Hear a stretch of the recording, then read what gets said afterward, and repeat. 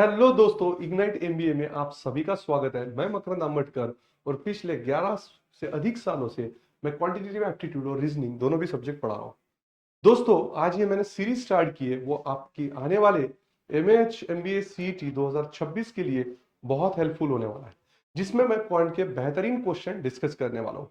दोस्तों, मेरा एक्सप्लेनेशन अगर अच्छा लगा तो आखिर तक ये सेशन देखिएगा और लाइक शेयर सब्सक्राइब करना चैनल को ना भूलिएगा। दोस्तों, इग्नाइट एमबीए ये हमारा नया चैनल स्टार्ट हुआ है, जिसमें आपको एक बेहतरीन इंफॉर्मेशन प्रोवाइड की जाती है और साथ ही साथ आपका जो सीईटी के लिए जो नॉलेज लगता है अकॉर्डिंग टू सब्जेक्ट्स वो भी दिया जाता है बाय वेरियस फैकल्टीज। तो चलो स्टार्ट करते हैं आज का पहला क्वेश्चन, जिसमें आपको बेहतरीन से बेहतरीन अप्रोच में पढ़ाने वाला हूं। तो बेल आइकॉन को प्रेस कर लीजिएगा ताकि हमारे जो भी वीडियो आए वो आप तक स्मूथली पहुंच सके। दोस्तों, पहला क्वेश्चन देखो, जिसमें क्या बोला है कि x both cube and square of an integer and x is between 2 and 200, so what is the value of x। अब देखो, ये क्वेश्चन को मैं बाय ऑप्शन चॉइस से कैसे खेलता हूं। इस क्वेश्चन को बाय मेथोडोलॉजी से करने की जरूरत नहीं है। जैसे यहां पे 8 दिख रहा है, 16 दिख रहा है, 64 दिख रहा है और 125 दिख रहा है, तो इसमें का मुझे एक ऐसा नंबर दिख रहा है कि ये 8 का स्क्वायर भी है और ये 4 का क्यूब भी है। बाकी ऐसे कौन से नंबर नजर आ रहे हैं? नहीं, ये 2 का क्यूब है, ठीक है। उसके बाद ये 4 का स्क्वायर है, ठीक है। उसके बाद ये 125 जो दिख रहा है, मतलब दोनों की वैल्यू क्या आनी चाहिए? सेम आनी चाहिए गाइस, ठीक है। और ये d जो है ये 5 का क्यूब दिख रहा है। तो now see my dear friends, when I am expanding this type, ठीक है, जब मैं इसको एक्सपांड करूं तो यहां पे अगर मैं इसको बेस 2 ले लूं तो 2 का क्यूब का अगर मैं स्क्वायर करूं तो इसकी भी वैल्यू 64 आएंगी, क्योंकि this is 2 to the power 6, because we know that the rules. So a to the power m to the power n, a to the power m into n इसको बोलते हैं, करेक्ट है। तो उसी तरीके से अब देखो, इसको भी अगर मैं एक्सपांड करने की सोचूं तो ये 2 का स्क्वायर टू द पावर 3, मतलब ये 2 टू द पावर क्या हो जाएगा? 6 हो जाएगा गाइस। तो यहां पे दोनों की वैल्यू सेम आ रही है, मतलब पर्टिकुलर 64 ये एक ऐसा नंबर है जो कि क्यूब और स्क्वायर को सेटिस्फाइड कर रहा है।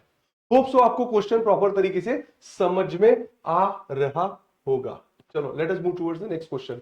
What is the smallest prime number greater than 53 is. अब देखो, prime number is what? Prime number is nothing but the number which is divisible by itself and 1, that is nothing but prime number, जिसको हम prime number बोलते हैं। अब यहां पे देखो, सिंपल भाषा में अगर मैं प्राइम नंबर बोलूं तो जिसके फैक्टर्स नहीं बनाए जाते। अब ऐसी कौन सी संख्या यहां पे कि जिसके फैक्टर्स नहीं बनाए जाएंगे और वो स्मॉलेस्ट प्राइम नंबर होना चाहिए 53 के बाद का।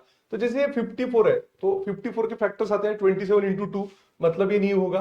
55 के भी फैक्टर्स आते हैं 11 इंटू 5, इसका मतलब ये भी नहीं होगा। इसके भी फैक्टर्स आते हैं 19 3 57 बोलते हैं, मतलब ये भी नहीं होगा। तो इकलौता 59 एक ऐसा नंबर है कि जिसके फैक्टर्स हम नहीं बना सकते और 53 के बाद का वो सबसे बड़ा सबसे छोटा क्या बोलते हैं? सबसे बड़ा 53 के बाद का सबसे बड़ा क्या है? प्राइम नंबर उसको बोलेंगे दिए गए ऑप्शन के हिसाब से। Hope you understand the question my dear friends. Let us move towards the next question guys. Now see, अब नेक्स्ट क्वेश्चन में क्या बोला गया है? हमको ऐसे दो प्राइम नंबर को देखना है जिसकी एडिशन क्या हो? ऑड हो। देखो, इवन भी आती है, बट उन्होंने कंडीशन दी है कि क्वेश्चन में ऐसे दो प्राइम नंबर है, ठीक है, कि जिसकी एडिशन ऑड है और उसका प्रोडक्ट कौन सी संख्या से डिविजिबल होगा। दिमाग लगाते हैं जरा थोड़ा सा। जैसे हमें पता है कि प्राइम नंबर 2 3 5 7 11 बराबर है 13 17 19 and so on. All these are prime numbers. Why this is prime number? Because these numbers are divisible by itself and 1. That's why this is a prime number, my dear friends. Okay? So now see guys, then the product of x and y must be. तो जैसे मैं ये दो number को pick करता हूं, मुझे पता है कि 2 + 3 का अगर मैं एडिशन करूं तो ये ऑड नंबर ही मिल रहा है मुझे। ऑड बोलूं या प्राइम बोलूं, ऑड नंबर है ये, ठीक है, क्योंकि यहां पे उन्होंने बोला है odd number. So now see, but सबसे पहले इसकी आइडेंटिटी क्या है? This is a prime number. उसके बाद ये ऑड नंबर है, तो ये वाला मैं प्रॉपर्टी नहीं ले सकता हूं, बट करके देखते हैं। सो this is what 2 into 3, that is what 6। और 6 कौन सी नंबर को डिविजिबल, मतलब कौन सा नंबर इसको डिवाइड कर सकता है? ऑप्शन में मुझे 2 नंबर दिखाई दे रहे हैं, मतलब इससे मैं बता पा रहा हूं क्या कि एग्जैक्टली मेरा आंसर क्या रहेगा? नहीं। अब देखो मैं दूसरा नंबर को चूज करता हूं जो कि उसकी एडिशन क्या हो, ऑड हो। अब देखो जैसे ये 2 नंबर को लेता हूं 2 और 5, ठीक है। So 2 plus 5 that is equal to what? 7 my dear friend. And we know that 7 is again a prime number and odd number, but यहां पे उन्होंने ऑड नंबर बोला है। और इन दोनों का जो प्रोडक्ट है वो किससे डिवाइड होगा? अब 10 मुझे पता है कि दिए गए ऑप्शन में 10 ये किससे डिवाइड होगा? ठीक है, आप बोलोगे सर 5 से भी तो डिवाइड हो रहा है ना? सर ये 2 से भी तो डिवाइड हो रहा है। जैसे यहां पे जो केस बन रही थी वैसे सेम केस यहां पे भी बन रही है सर, मतलब ये भी थोड़ा सा फेल जाते हुए दिख रहा है मुझे, है ना? क्योंकि 5 से डिवाइड हो रहा है वो, ठीक है। X and Y must be divisible by which number? They are asking product of X and Y. मतलब यहां पे भी हम बता नहीं पा रहे, थोड़ा सा और आगे खिसकते सकते हैं, ठीक है। जैसा अभी ये वाला अगर नंबर लू मैं, ठीक है, या फिर कौन सा नंबर, ये वाला नंबर नहीं बनेगा, 7372 का अगर मैं लेके देखूं, ठीक है, चलो 7 और 2 का अगर लेके देखते हैं। So 2 plus what 7 that is equal to 9 guys. Probable combinations देखते हैं। 7 plus 2 9, 9 is, we know that this is a purely a odd number. See, purely odd number, this is not a purely odd number, they are the prime number first and after that they are odd numbers. So this is a purely a odd number. So now the product of 2 into 7 that is what? 14. And we know that guys, we know that 14 which is divisible by only option is 2. So the correct answer of this particular question is 2, my dear friends. Everyone understand? Hope you understand the logic of this question on which basis I solved this particular question. Chalo. So let us move towards the next question, my dear friend. Now see the next question, which is based on the remainder theorem. So if you know the remainder theorem, this is very easy, but my logic to solve this particular question is very different. Correct, मेरा logic थोड़ा सा different है। कैसे? देखो यहां पे क्या बोला है, number when divided by 12 gives the remainder of 7। तो दिमाग में डायरेक्टली सोच लेना है कि अरे भाई सीधी सी बात है कि 12 में मैं ये 7 को ऐड कर दूं, मतलब 19 आ रहा है। देखो मेरा टेक्निक ये क्वेश्चन को सॉल्व करने का मतलब, इसका मतलब क्या कि जब मैं 19 को 12 से डिवाइड करूं, 19 को 12 से डिवाइड करूं तो मेरा रिमाइंडर कितना बच रहा है? 7। बस इसी बेस को लेके मैं ये क्वेश्चन को उड़ा दूंगा सीधा। कैसा? Now if the same number is divided by 6, if the same number is divided by 6 then the remainder must be same number, मतलब ये 19। सो 19 को अगर मैं 6 से डिवाइड करूं, ठीक है, 19 को 6 से डिवाइड करूं तो 6 3 18 होता है, तो इसमें रिमाइंडर क्या बचेगा guys? So 1 is the correct answer. So option number 1 is the correct answer, my dear friends. Hope you understand the logic to solve the question. Correct? So let us move towards the next question. आपको बहुत जल्द तो नहीं हो रहा है? मतलब जिस तरीके से मैं बता रहा हूं आपको सभी को समझ में आ रहा है ना प्रॉपर तरीके से? चलो नेक्स्ट क्वेश्चन देखते हैं। नेक्स्ट क्वेश्चन को कैसे सॉल्व किया जा सकता है? Which one of the following could be the difference between the two numbers, both of which are divisible by 2, 3 and 4? देखो क्वेश्चन बहुत सिंपल बोला है कि ऐसे कौन से जो दो नंबर है जिसका डिफरेंस जो भी आएगा वो 2, 3, 4 से डिविजिबल हो। Keep it simple my dear friends. दिए गए ऑप्शन में ऐसा कौन सा नंबर है, देखो मेरी लैंग्वेज, दिए गए ऑप्शन में ऐसा कौन सा नंबर है कि जिसको 2, 3 और 4 की डिविजिबिलिटी टेस्ट लगेगी, वही मेरा आंसर ऑप्शन होगा। कीप इट सिंपल, ठीक है। तो जैसे चेक करते हैं, 71 को 2 की डिविजिबिलिटी टेस्ट नहीं लगती, मतलब पहला तो उड़ गया। 72 पता है 2 भी लगता है, 3 से भी 7 + 2 9, 3 की डिविजिबिलिटी टेस्ट, मतलब 9 को 3 डिवाइड करेगा, और 4 की तो 18 4 सा 72 बोलते हैं, इसका मतलब ये हो सकता है। आगे चेक कर दे, 73 को 2 डिवाइड नहीं करेगा मतलब गया, 74 को 2 डिवाइड करेगा बट 3 और 4 डिवाइड नहीं करेगा, मतलब ये भी गया। So which is my answer? 72 is the correct answer my dear friends. Hope you understand the question in a proper manner. Let us move towards the next question, which is based on ages. क्या बोला मैंने? Let us move towards the next question, which is based on ages. Ages this is very important topic, guys. Now see, the total age of A, B is 12 years. जैसा दिया है उसी तरीके से लिखेंगे। ठीक है, the total age of A and B is 12 years more than total age of B and C, मतलब 12 years मोर देन। तो मोर देन वाली कंडीशन को इस तरीके से लिखेंगे हमेशा। तो अभी देखो, इसको अगर मैं इधर ट्रांसफर करूं, so this is what A plus B, ठीक है, minus B minus C, that is equal to 12, means plus and minus get cancel, so a minus C that is equal to 12। और अगर मैं a is equal to C को उधर लेके जाऊं, सो 12 plus सी, इसी का मतलब है कि a c से 12 साल से बड़ा है और c a से 12 साल से छोटा है। So what is my correct answer then? Option number B 12 year is the correct answer my dear friends. Let us move towards the next question. Now see next question, which is based on the interval question.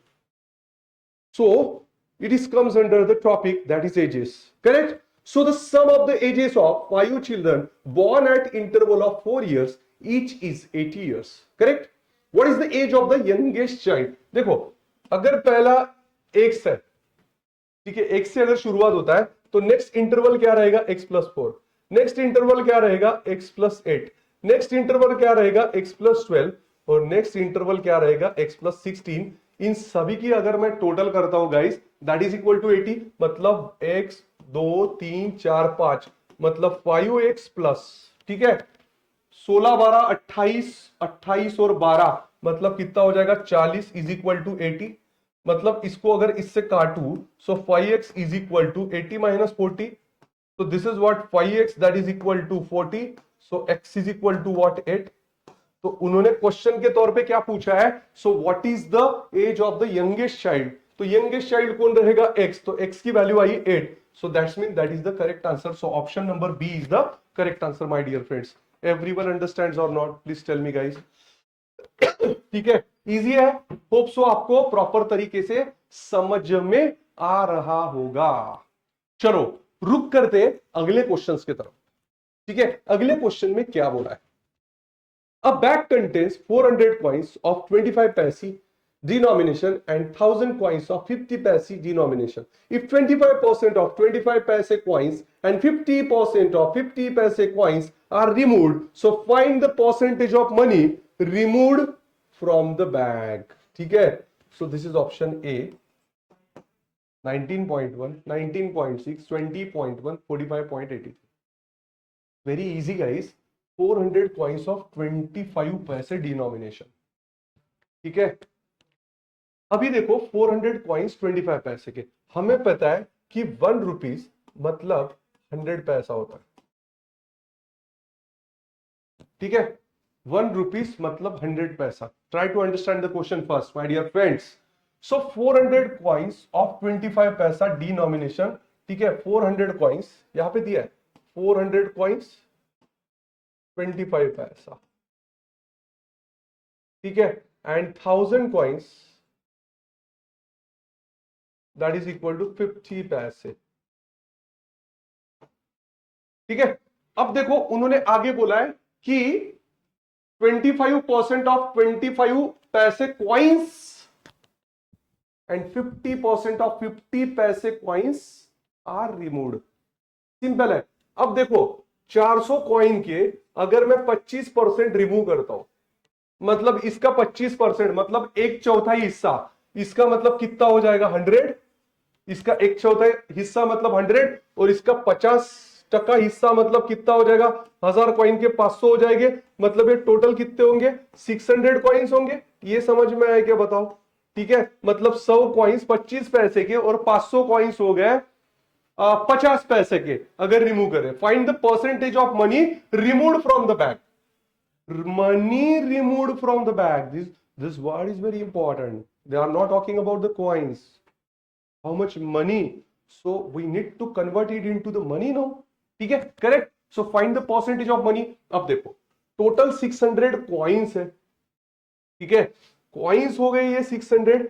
अब अगर suppose उन्होंने बोला है कि money के तौर पे कितने निकले, अगर मैं इसको मल्टीप्लाई करूं 400 इंटू 25 बराबर है 400 इंटू 25, मतलब ये कितना हो जाएगा? 2500 और ये 100, ठीक है, मतलब ये 100 रुपीज हो गए। बराबर है। इसका 1/4 हिस्सा 400 कॉइन्स है ना 25 पैसे के, मतलब 2500 और 2 के बाद क्या लगेगा, पॉइंट लगेगा, क्योंकि 1 रुपया मतलब 100 पैसा होता है। ठीक है, तो इसका मतलब यहां पे कितना आया, 100 रुपीज। तो इसका 100 रुपीज निकला है। Try to understand the things my dear friend. ठीक है, और इसका आधा निकला है, मतलब 1000 इंटू 50 पैसा। तो ये कितना हो जाएगा रे बाबा, 50,000। ठीक है, 50,000 दो आता हूं मतलब 500, 500 का आधा मतलब कितना हो जाएगा, 250। You got my point guys, 250 correct. आधा मतलब कितना निकाले इन्होंने, 350 निकाले, 350 बराबर है।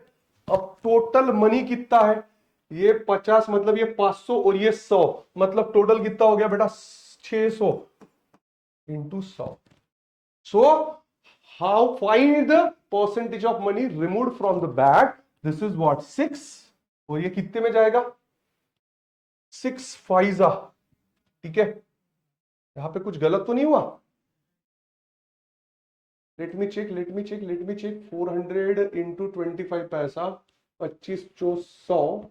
ठीक है, मतलब ये कितना हुआ, 100 रुपीज। 100 रुपीज में से सॉरी सॉरी, यहां पे 100 कैसे आएगा, 1/4 बोला है ना, तो ये 25 हो जाएगा।